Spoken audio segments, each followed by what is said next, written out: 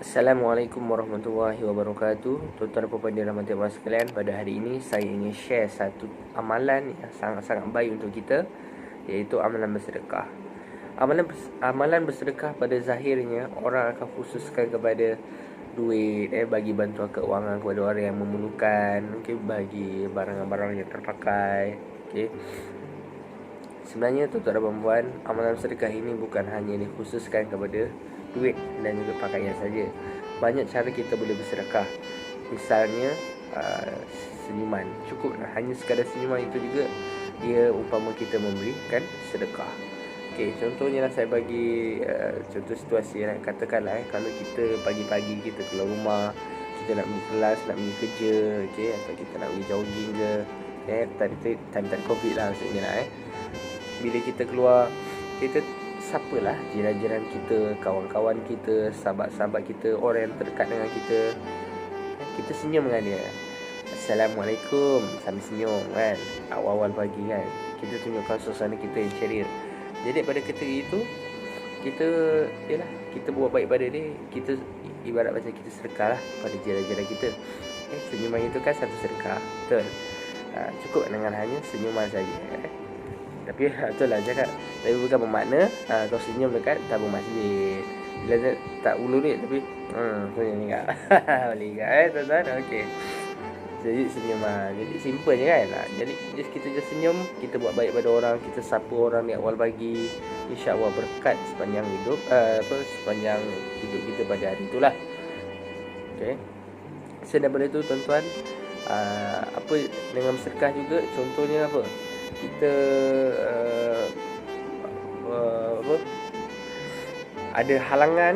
Jika ada halangan dalam satu jalan tu, kita alihkan kita alihkan obstacle yang ada di jalanan. Contohnya lah, kalau kita di jalan-jalan, kita nampak ada ranting kayu yang besar, kita nampak ada kulit pisang dan sebagainya lah. Dan kita tahu kalau kita tak alihkan benda ni, dia akan mengakibatkan orang yang lalu selepas kita menjadi lebih susah. Contohnya kalau kereta lalu kena kat ranting kayu ni, ini kompon-kompon punya. Kompon-kompon punya kereta tu akan jadi masalah lah. Ataupun kulit pisang, kalau orang langgar, kompon-kompon punya jatuh. Jadi kita alihkan, kita ketepikan halangan itu. Itu juga merupakan satu sedekah yang agak simple, tapi orang lain tak notice benda ni.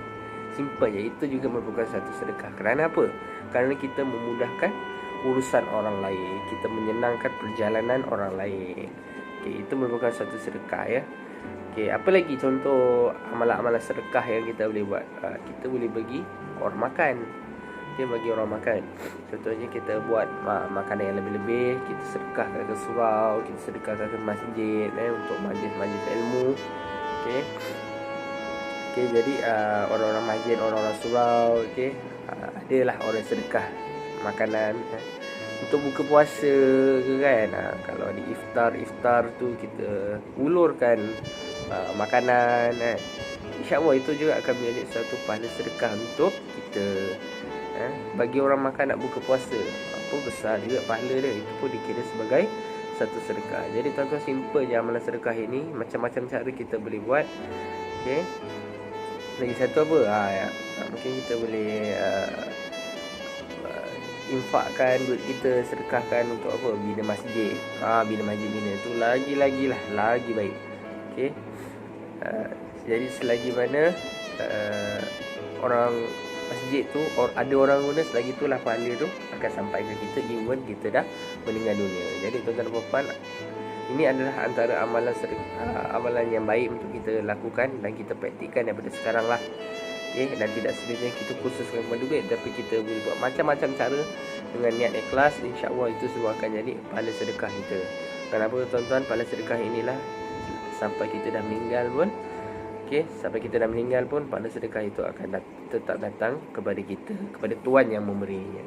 Tak buat masjid ke apa ke, selagi mana nama kita diingati. InsyaAllah mari kita amalkanlah sama-sama benda ni, untuk kepentingan kita di akhirat kelak. InsyaAllah sama-sama kita amalkan. Assalamualaikum warahmatullahi wabarakatuh.